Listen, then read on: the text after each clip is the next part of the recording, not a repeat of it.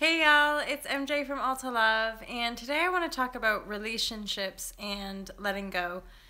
And this isn't specifically about romantic relationships, this is just our relationships with other people. And certainly over the last year and a bit, but actually most of my life, I've experienced the dynamic of having to let go of circumstances, and of course, letting go of people. And it is a very fine line when and again, it's like we never make mistakes, right? Every choice we make is still our own choice, and I don't really believe in focusing too much on this idea of making mistakes, because then we just end up holding regrets, which means we're just carrying this thing like we're not good enough. But I'm thinking specifically about how I perceive relationships and the art of letting go in relationship dynamics. I've probably done vlogs about it. But ultimately, when we let go of someone, the truth is that we're actually letting go of an aspect of ourselves.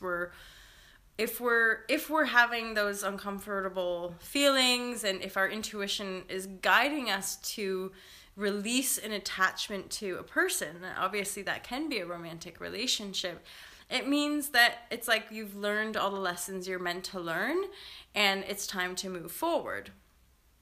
And this is tricky sometimes because we all have subtle, I guess you could say, nuances that can act out in maybe deceptive or manipulative ways. And so we really want to be aware of our own manipulative tactics, and then of course other people's manipulation tactics, which trigger negative emotional responses, mainly things like guilt or embarrassment or something like that, and then make us want to kind of go back. And so we feed, and that's the difference between codependency in relationship, where you're unconsciously sort of feeding this unworthiness vibe, versus a continual energetic exchange. And if you're on that path of personal growth or personal development or spiritual growth, it's more than likely that at various stages of your awakening,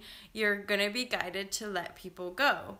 And the truth is, this is the beauty of oneness, the truth is we never really are letting someone go. Someone is not lost. They just continue on their journey, on their path, and the specific lesson we're meant to learn from one another is learned in that moment that we begin the separation, ultimately. And it can continue. But it's a really good way to, especially if we are empathic, and especially if we do find ourselves always wanting to make it better for everybody else, if the intuition is asking us to walk away or to let go, it's really important to honor the intuition and claim space. So create separation so that you can see it clearly. And as long as you know in your heart that you're good, you're feeling all right, that there's no kind of bad vibes, there's not resentment or jealousy or some kind of ickiness that if you carry that, you're still technically attached. That's the issue. And if you're still holding the grievance, what happens is that that person might go, but then you end up finding another human that feeds the same energy, and the same kind of pattern happens all over again. So really, the long and short of it is that you're never really letting people go in that kind of really dramatic, oh no, I never see you again, or oh no, they hate me. Letting go is actually a lot more to do with letting go of a stream of energy that isn't serving you. And that's the kind of the fine line of all the love and light, and let's all just be nice and one big happy family.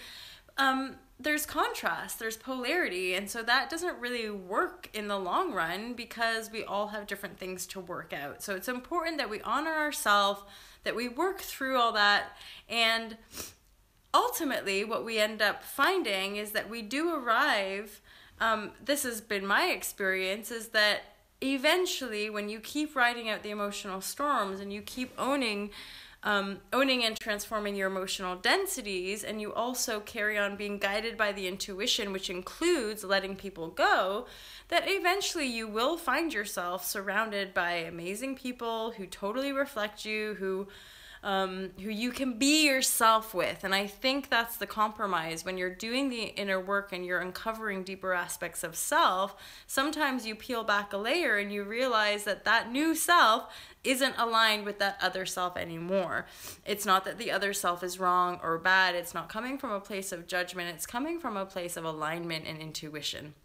And that stuff, that's where that self-study is an important part of our spiritual practice, because you have to get to know your inner guidance to be able to clearly make those sort of decisions, making sure that we're not making that decision out of like, well, they're and we're kind of carrying that attitude, that kind of limiting attitude with us. But again, the truth is we are all one, and we're not really ever lost, and we're not losing one another. It's just that depending on the timeline or the projection that we're creating for ourselves, if we've learned the lesson on that timeline, then people will just naturally fall away and we might be guided away from them. But it's not for lack of love. In truth, all of existence is totally held in a container of love. So we're good to go. But yeah, detachment and allowing versus those kind of, that illusion, that light illusion of like, it's all love and light, when it's all light and dark, you know, it's all one. So we kind of carry those polarized forces within us, every single one of us.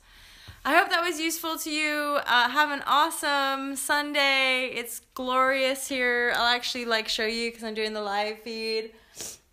I'm in a place called Devon in the UK.